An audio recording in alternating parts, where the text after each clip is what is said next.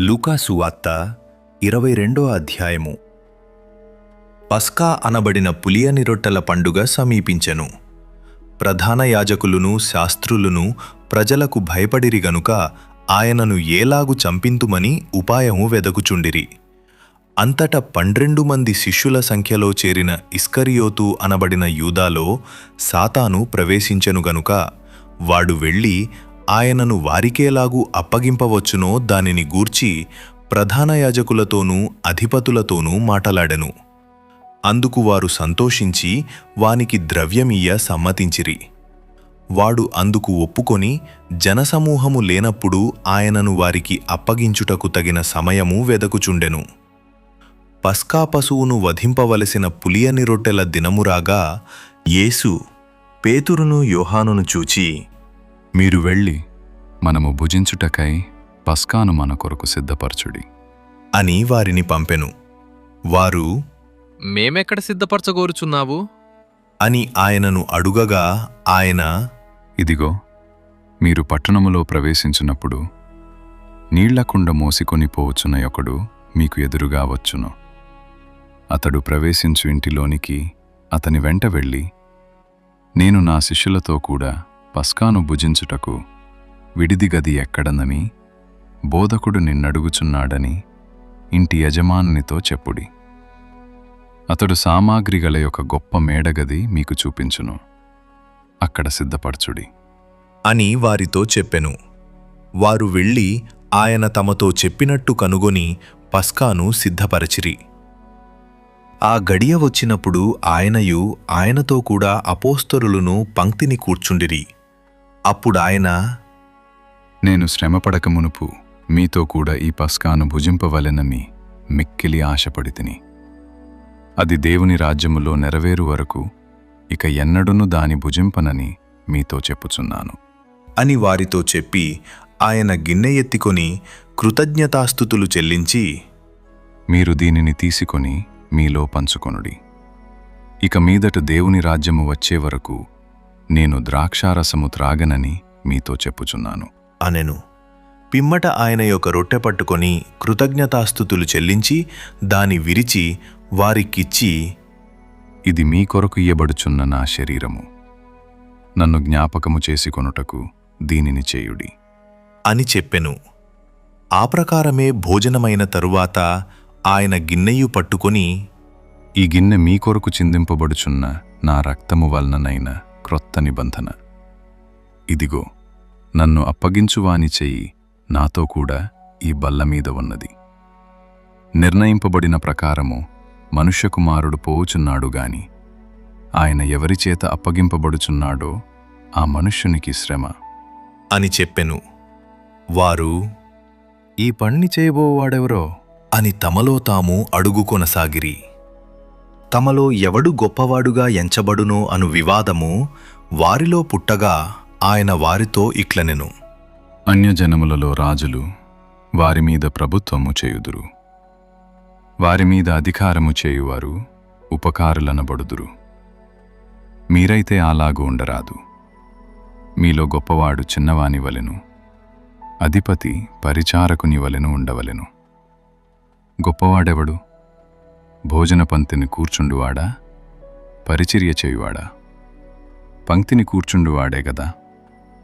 అయినను నేను మీ మధ్య పరిచర్య చేయువాని వలె ఉన్నాను. నా శోధనలలో నాతో కూడా నిలిచియున్నవారు మీరే. గనుక నా తండ్రి నాకు రాజ్యమును నియమించినట్టుగా నా రాజ్యములో నా బల్ల యొద్ద అన్నపానములు పుచ్చుకొని సింహాసనముల మీద కూర్చుండి ఇశ్రాయేలు 12 గోత్రముల వారికి మీరు తీర్పు తీర్చుటకై నేనును మీకు రాజ్యములు నియమించుచున్నాను. సీమోను, సీమోను, ఇదిగో, సాతాను మిమ్మును పట్టి గోధుమల వలె జల్లించుటకు మిమ్మును కోరుకునేను గాని నీ నమ్మిక తప్పిపోకున్నట్లు నేను నీ కొరకు వేడుకొంటిని. నీ మనసు తిరిగిన తరువాత నీ సహోదరులను స్థిరపరచుము అని చెప్పెను. అయితే అతడు, ప్రభువా, నీతో కూడా చెరలోనికిని మరణమునుకును వెళ్ళుటకు సిద్ధముగా ఉన్నాను అని ఆయనతో అనగా ఆయన, పేతురు, నీవు నన్నెరుగనని ముమ్మారు చెప్పు వరకు నేడు కోడి కూయదని నీతో చెప్పుచున్నాను అనెను. మరియు ఆయన, సంచియు జాలయు చెప్పులను లేకుండా నేను మిమ్మును పంపినప్పుడు మీకు ఏమైనను తక్కువ ఆయనా అని వారినడిగినప్పుడు వారు ఏమీయూ తక్కువ కాలేదు అనిరి. అందుకాయన, ఇప్పుడైతే సంచి గలవాడు సంచియు జాలయు తీసుకొని పోవలెను.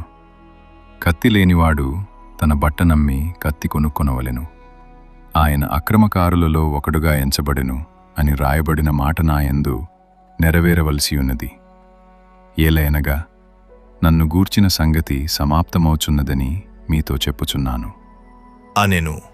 వారు, ప్రభువా, ఇదిగో ఇక్కడ 2 కత్తులున్నవి అనగా చాలును అని ఆయన వారితో చెప్పెను. తరువాత ఆయన బయల్దేరి తన వాడుక చొప్పున ఒలీవల కొండకు వెళ్ళగా శిష్యులును ఆయన వెంట వెళ్ళిరి.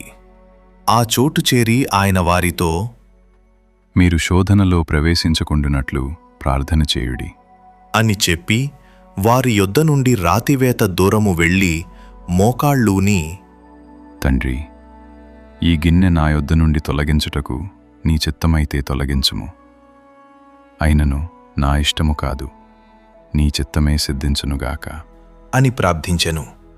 అప్పుడు పరలోకము నుండి ఒక దూత ఆయనకు కనబడి ఆయనను బలపరచెను. ఆయన వేదనపడి మరింత ఆతురముగా ప్రార్థన చేయగా ఆయన చెమట నేలపడుచున్న గొప్ప రక్తబిందువుల వలె ఆయను. ఆయన ప్రార్థన చాలించి లేచి తన శిష్యుల యొద్దకు వచ్చి వారు దుఃఖముచేత నిద్రించుట చూచి, మీరెందుకు నిద్రించుచున్నారు? శోధనలో ప్రవేశించుకుండునట్లు లేచి ప్రార్థన చేయుడి అని వారితో చెప్పెను. ఆయన ఇంకనూ మాటలాడుచుండగా ఇదిగో జనులు గుంపుగా వచ్చిరి. 12 మందిలో యూదా అనబడినవాడు వారికంటే ముందుగా నడిచి యేసును ముద్దు పెట్టుకొనుటకు ఆయన యొద్దకు రాగా యేసు, యూదా, నీవు ముద్దు పెట్టుకుని మనుష్యకుమారుని అప్పగించుచున్నావా అని వానితో అనగా ఆయన చుట్టూ ఉన్నవారు జరగబోవు దానిని చూచి, ప్రభువా, కత్తితో నరుకుదుమా? అని ఆయనను అడిగిరి. అంతలో వారిలో ఒకడు ప్రధాన యాజకుని దాసుని కొట్టి వాని కుడిచెవి తెగనరికెను. అయితే యేసు, ఈ మట్టుకు తాళుడి అని చెప్పి వాని చెవి ముట్టి బాగుచేసెను. యేసు తన్ను పట్టుకొనవచ్చిన ప్రధాన యాజకులతోనూ దేవాలయపు అధిపతులతోనూ పెద్దలతోనూ, మీరు బందిపోటు దొంగ మీదికి వచ్చినట్టు కత్తులతోనూ గుదియలతోనూ బయలుదేరి వచ్చితిరా? నేను అనుదినము మీ చెంత దేవాలయములో ఉన్నప్పుడు మీరు నన్ను పట్టుకొనలేదు. అయితే ఇది మీ గడియయు అంధకార సంబంధమైన అధికారమును అనెను. వారాయనను పట్టి ఈడ్చుకునిపోయి ప్రధాన యాజకుని ఇంటిలోనికి తీసుకునిపోయిరి. పేతురు దూరముగా వారి వెనుక వచ్చుచుండెను. అంతట కొందరు నడుముంగిట మంటవేసి చుట్టూ కూర్చుండినప్పుడు పేతురును వారి మధ్యను కూర్చుండెను. అప్పుడొక చిన్నది ఆ మంట వెలుతురులో అతడు కూర్చుండుట చూచి అతని తేరిచూచి, వీడును అతనితో కూడా ఉండెను అని చెప్పెను. అందుకు పేతురు, అమ్మాయి, నేనతని నెరుగను అనెను. మరికొంతసేపటికి మరియొకడు అతని చూచి, నీవును వారిలో ఒకడవు అనగా పేతురు, ఓయి, నేను కాను అనెను. ఇంచుమించు ఒక గడియ అయిన తరువాత మరియొకడు, నిజముగా వీడును అతనితో కూడా ఉండెను, వీడు గలిలయుడు అని దృఢముగా చెప్పెను.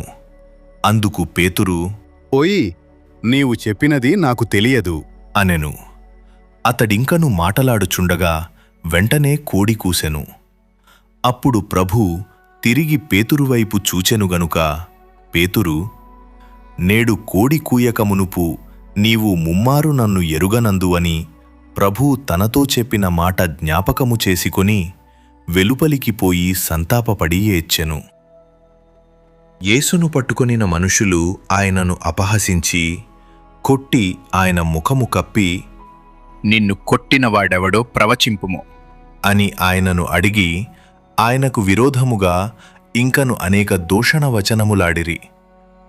ఉదయము కాగానే ప్రజల పెద్దలును ప్రధాన యాజకులును శాస్త్రులును సభకూడి ఆయనను తమ మహాసభలోనికి తీసుకొనిపోయి నీవు క్రీస్తువైతే మాతో చెప్పుము అనిరి.